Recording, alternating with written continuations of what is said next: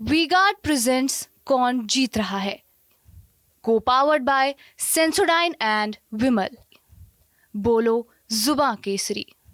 सोचते हैं अरे भगवान राम का जमाने का इतिहास, हम तो अपने भारत की बात करते हैं जहां रामेश्वरम के अंदर भगवान की पूजा करते हैं।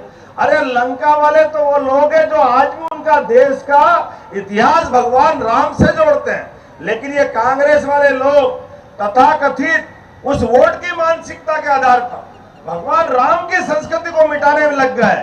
मुझे इस बात का आनंद है 2014 में आपने मोदी जी को वोट दिया था, उस वोट के बलबूते पर इस देश से आतंकवाद समाप्त हुआ। हमारे अपने देश के दुश्मन उस पाकिस्तान को घर में घुस करके मार करके आतंकवाद का समापन हुआ था। हुआ कि नहीं हुआ था? जोरदार अभिनंदन करो मोदी जी के लिए। पहली बार ऐसा हुआ कि देश के दुश्मन को देश की सेनाओं ने उनके घर में घुसकर मारने का हिम्मत दिखाई। वो दुनिया के तीसरे देश में हम शामिल हुए। एक अमेरिका जो अपने देश के दुश्मन को कहीं भी मारता है, दूसरा इजराइल, और मोदी जी के नेतृत्व में तीसरा देश बना भारत। ये चुनाव इस बात का है कि हम देश को कहां ले जाना चाहते हैं। आप अंतरराष्ट्रीय नक्शे पे देख लो, समाचारों में आता है आज भी ईरान, इजराइल, रूस, यूक्रेन, चारों तरफ युद्ध के बादल चारों तरफ दिखाई देते हैं। ऐसे में देश की सीमाओं की सुरक्षा के लिए, देश के नागरिकों के अमन चैन के लिए देश का सशक्त नेता चाहिए। और दूसरी बार का वोट हमने सबने देखा, जिस भगवान राम के लिए प्रमाण मांगते थे, डंके की चोट अयोध्या में राम मंदिर बनाकर दिया कि नहीं दिया? जोरदार अभिनंदन करें नरेंद्र मोदी जी का। बोले जय जय श्री राम। आज ये सनातन संस्कृति के ऊपर ये घमंडिया गठबंधन के लोग कहते हैं ये सनातन संस्कृति के मच्छर मलेरिया के मच्छर हैं, ये डेंगू की बीमारी। अरे इनको जवाब देना पड़ेगा। आप याद रखना, हम सब जो लोग बैठे हैं वो गोपाल कृष्ण का काल याद करें। आज से 5000 साल पहले ये लोग जैसे आज मोदी जी को गाली बक रहे हैं, भाजपा को गाली बक रहे हैं, लोकतंत्र को गाली बक रहे हैं, दुर्भाग्य इस देश का एक 5000 साल पहले भी घटना घटी थी। भगवान कृष्ण को गाली देखने वाला उस समय का भी एक व्यक्ति था, रिश्ते में तो भाई लगता था, लेकिन शिशुपाल नाम था उसका, है याद सबको?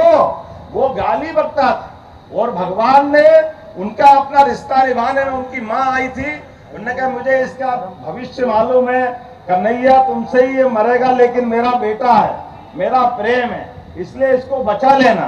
तो भगवान ने कहा ठीक है बुआ जी, मैं गलती तो माफ करूंगा, 1 2 3 3 नहीं, मैं 100 गलती माफ करूंगा, लेकिन जैसे 100 हो जाए फिर मेरे से मत बोलना। और ऐसा ही हुआ, जैसे ही वो गाली बकते बकते 99, उसके बाद 100 हुए। जैसे ही गाली पूरी हुई, भगवान ने उंगली ऊपर करी और सुदर्शन चक्र आया, और सुदर्शन चक्र ने धड़ाम से शिशुपाल का सिर धड़ से अलग कर दिया।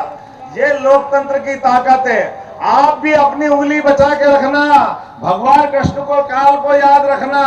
ये गाली बकने वाले जितने मिल जाए, जिस दिन वोट पड़ेंगे उस दिन आप अपनी उंगली का सदुपयोग करना, अपने आप ये सारे के सारे लोग धराशायी हो जाएंगे, कोई बचाने वाला नहीं इनको।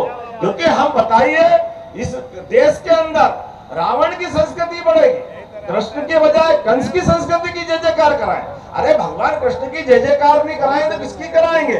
और जब भगवान राम अयोध्या में मुस्कुरा रहे हैं, मैं महाकाल की धरती से आता हूं, मेरे साथ जयकारा बोलिए, बोले महाकाल महाराज की। जब महाकाल मुस्कुरा रहे हैं, भगवान राम मुस्कुरा रहे हैं, तो जमुना जी वाले ने क्या बिगाड़ा है?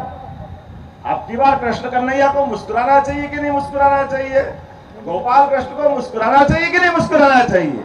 तो योगी जी ने भी तैयारी कर ली और मोदी जी तो और आगे निकले। उनने द्वारका जी के अंदर भेड़ द्वारका तक जाने का पुल बना दिया है। और भगवान कृष्ण को नमन करते हुए इस उम्र में भी मोदी जी ने भगवान की डूबी हुई भेड़ द्वारका में जाकर के मोर पंख चढ़ाए थे, और मोर पंख नहीं चढ़ाए, वो हमारी सनातन संस्कृति की जय जयकार करने गए थे। वी-गार्ड प्रेजेंट्स कौन जीत रहा है, को पावर्ड बाय सेंसोडाइन एंड विमल। बोलो जुबां केसरी।